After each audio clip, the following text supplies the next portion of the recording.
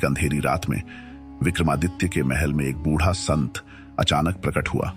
उसकी आंखों में एक अजीब सी चमक थी और वह रहस्यमयी ढंग से मुस्कुरा रहा था। राजा विक्रमादित्य ने संत का स्वागत किया, लेकिन संत ने सीधा कहा, महाराज, यह केवल मेरे छद्म रूप में तुम्हारे सामने हूं। असली स्वरूप देखना है तो मेरे साथ आना पड़ेगा। विक्रमादित्य ने शांत स्वर में पूछा, तुम कौन हो और यहां क्यों आए हो? संत की हंसी महल की दीवारों से टकराते हुए गूंज उठी। मुझे केवल तांत्रिक कह सकते हो। मैं तुम्हारी शक्ति की सच्चाई जानने आया हूं, लेकिन क्या तुम मेरे मायाजाल से पार पा सकते हो?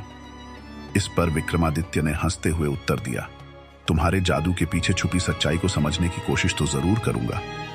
तांत्रिक ने एक काला धागा विक्रमादित्य को पकड़ाया और कहा, इस धागे को पकड़ते ही तुम मेरी दुनिया में पहुंच जाओगे। यदि तुम वहां से वापस लौटे तो तुम सच में महान राजा हो।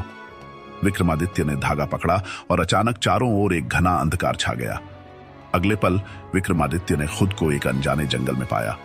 वहां सैकड़ों आवाजें गूंज रही थीं, मानो चारों ओर परछाइयां जिंदा हो उठी हों। तभी एक रहस्यमयी आवाज ने विक्रमादित्य को चौंका दिया, राजा विक्रमादित्य, क्या तुम जानते हो कि यह केवल शुरुआत है? विक्रमादित्य ने आत्मविश्वास से उत्तर दिया, शुरुआत हो या अंत, सत्य का सामना मैं जरूर करूंगा। पर तभी जंगल में से एक परछाई विक्रमादित्य की ओर बढ़ी और ठहाके लगाते हुए बोली, राजा, क्या तुम इस जंगल से बाहर निकलने का रास्ता जानते हो, या मेरी शक्तियां तुम्हें भी यहीं बंद कर देंगी? विक्रमादित्य ने उस परछाई की ओर नजरें उठाईं, जो धीरे धीरे घने कोहरे से बाहर निकल रही थी। उसकी आकृति धुंधली और डरावनी थी और उसकी हंसी का शोर पूरे जंगल में गूंज रहा था।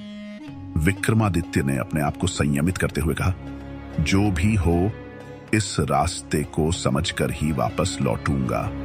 परछाई ने धीरे से कहा, अच्छा, तो चलो देखते हैं तुम्हारी ताकत और बुद्धिमानी कितनी है। इस जंगल से बाहर निकलने के लिए तुम्हें 3 सवालों के जवाब देने होंगे। अगर एक भी गलत जवाब दिया तो तुम हमेशा के लिए इसी जंगल में खो जाओगे। विक्रमादित्य ने आंखें बंद कर अपनी आत्मशक्ति को मजबूत किया और फिर बोला, पूछो, मैं तैयार हूं।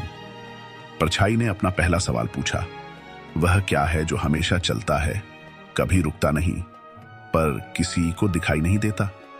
विक्रमादित्य ने थोड़ी देर सोचकर उत्तर दिया, वह समय है जो चलता तो रहता है पर किसी की पकड़ में नहीं आता।